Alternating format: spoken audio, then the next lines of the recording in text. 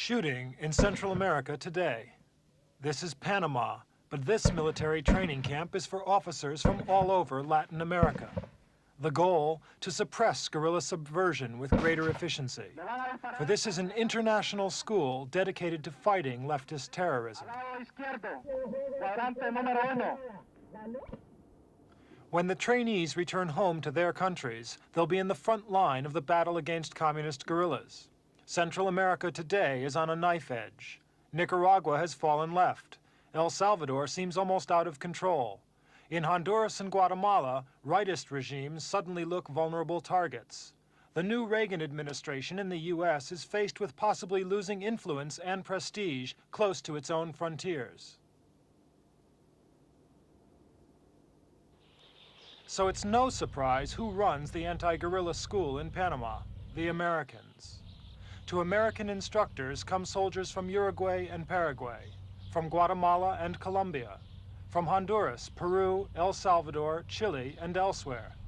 For the school is also headquarters for U.S. Southern Command. From here, the Americans execute their military strategy.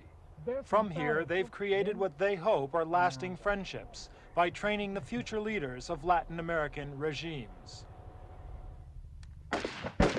Soldiers who fight terrorism in Latin America have often met with international criticism for human rights violations.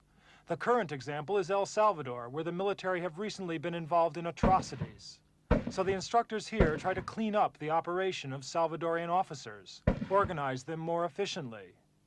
But could the Salvadorians and other armed forces cope alone, without U.S. instruction? That question could soon be put to the test. For though the Americans have been awarding diplomas for 40 years, the school may soon close. With unrest growing in Central America, training here may seem more vital than ever from a Western viewpoint. Yet soon there may be no more graduation ceremonies between U.S. and Latin American majors and colonels. The U.S. link will be broken.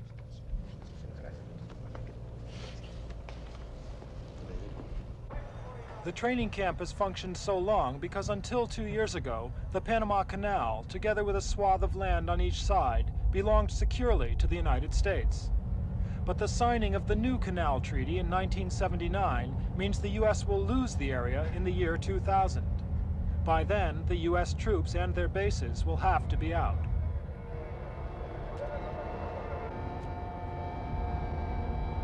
They'll all have to go.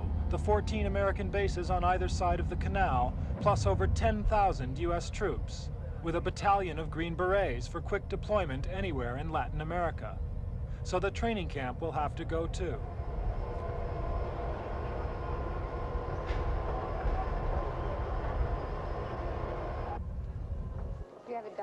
The Americans came here to protect the canal.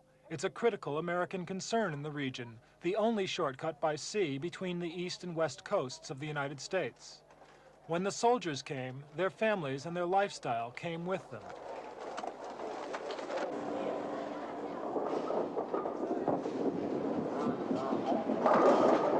The U.S. Navy backed Panama's independence declaration in 1903. In return, the Panamanians had to accept a treaty that granted the U.S. virtual sovereign rights over the Canal Zone forever. The recent accord replaces that treaty. It guarantees the canal's neutrality and the handover to Panama in the year 2000. The new accord sprang from the resentment of a poor Central American republic against the presence and wealth of the U.S. settlers. For President Carter, the signing of the accord with Panamanian strongman Omar Torrijos was a major foreign policy victory.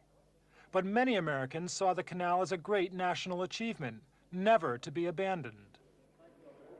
Among opponents of the new treaty was Governor, now President, Ronald Reagan. Here we have a treaty with a government that was never elected, so therefore is not representative of the people, seized power at the point of a gun. This government has a great stake in the canal. The terms of the treaty are such that we are phased out over a period of time. And what is to say that once we have declared we're willing to give up that canal to this dictator, and that once we begin to phase out, that he can't just cancel out the rest of the treaty, all the assurances that we're being told we have that the treaty will protect us in the future. Just as Nasser did when the British and the French gave up the Suez Canal to be phased out over a period of time. And 2 years later, Nasser walked in and took it. And the natural result, the British and the French said, well, we were going to give it away anyway. Why make trouble? And isn't that exactly what the United States would do once we have made that decision to give it up? The Panamanian left didn't like the treaty either. They said it had a major loophole. If the canal is closed, the U.S. can intervene in Panama, even after the transition period. The U.S. Senate declared it would always respect Panamanian sovereignty, but that didn't reassure many Panamanians. The U.S. Embassy still bears the marks of the rioters' paint bombs. Yet General Torrijos recognized the treaty would end a near-colonial situation in the Canal Zone. So he welcomed the accords, but he made concessions to opposition at home. He's now hoping for more U.S. investment. And yet, enforcing the treaty hasn't been easy.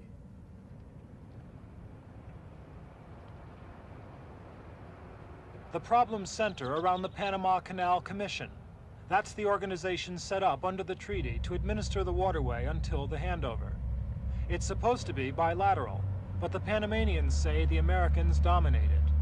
They say it depends on the U.S. Congress for funds, and that it reports directly to the Defense Department on policy matters. And there are other complications. President Reagan, formerly so opposed to the treaty, has promised he'll carry it out as agreed.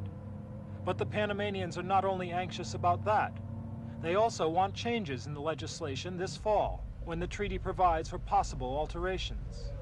They resent the congressional bureaucracy behind the Canal Commission. They want more canal investment and modernization to prepare for the takeover.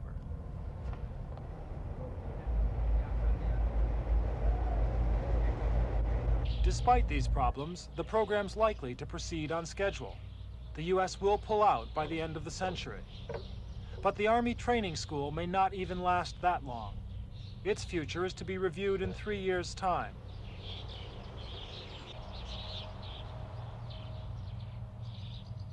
We asked the school's Colonel Williams, why the need to bring trainees here for instruction anyway? Well, this course is very similar to several of the courses that we do for many of the Latin American countries. We have cadet courses that range anywhere from 4 weeks to 20 weeks. And it's normally done on the desires of the individual countries. And in other words, if they do not have the expertise in land navigation or certain subjects, they will request that we develop a course for them.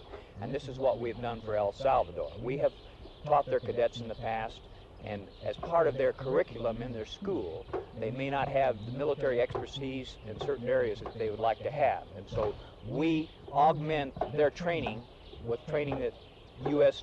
tactics and doctrine that we have here. And this is basically the same thing we do with cadet courses. For right now, this year we will have cadet courses from 5 different countries from Latin America. Por lo tanto, están en capacidades. The Colonel's Military Academy language is one aspect of the training school. The deadly serious shaping of effective anti-guerrilla units is another. So what will be the strategic impact of the U.S. pullout? The closure of a school that's trained at some time many of the senior officers who've seized power in South America. Permanente y uno improvisado. Entonces, en esta tarde van a ver ustedes el campo. The school's importance has to be measured by what it actually does. On this human rights course, trainees are learning how to enter a village suspected of involvement with guerrillas. There are troops from El Salvador here. President Carter banned them from receiving training, along with Chile and Argentina, because of their bad human rights records. But President Reagan has allowed the Salvadorians back. So they're here, undergoing intensive organization, learning how to fight guerrilla groups without at the same time alienating innocent civilian populations. Ese les da la amplitud para que ustedes, es muy importante, un punto de referencia. Here also are soldiers from the Dominican Republic, another country which the U.S. sees as a vital interest. American Marines invaded there in 1965. The intention seems to be to teach these people the rudiments of what the U.S. calls civilized warfare, to create leaders around whom a disciplined fighting force will coalesce. Basically, we're emphasizing leadership for them so that when they graduate, they will be able to take over their position as a platoon leader and be able to control operations in the type environment that they're faced with right now. And it's basically small unit tactics with the emphasis that the platoon leader will know exactly the type things that his people should know, and he'll be able to teach them if they don't know it anymore. That hopefully is what we'll be able to do in this time frame. Now, that's an awful lot to do in 12 weeks, but they have had some subjects. In other words, we are merely augmenting some of the training that they've got to try to re-emphasize certain areas to them and ensure that they have the expertise they need. The school, then, is clearly a link in the overall American strategy for the region. President Reagan hopes to get Argentina readmitted to the course, despite allegations of repression there. And even in Panama itself, there's been evidence of human rights violations under General Torrijos.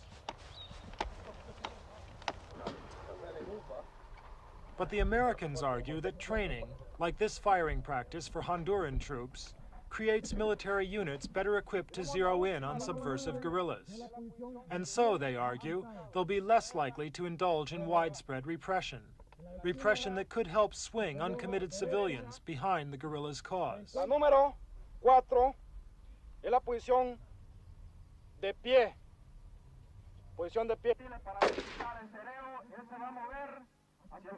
It's too early to say whether the handover to Panama will mean a substantive reduction in U.S. influence in Central America.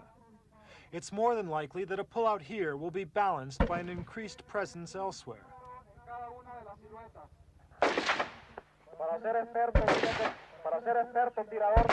But with the situation in Central America so critical, the Americans must be looking for greater control over their allies' military units. Their experience in El Salvador especially has shown them how undisciplined government troops can alienate local people and international opinion alike.